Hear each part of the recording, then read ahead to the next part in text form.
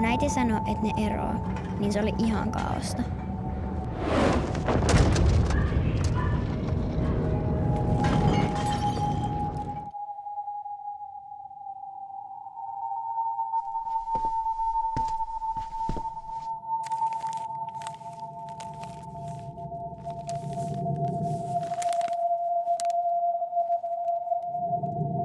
Toki mä tykkään hirveästi mun miehestä.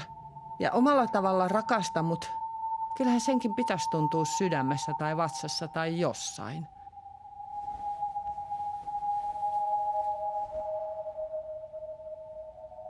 Mä en tiedä. Rakkaus. Se on vaikea laji.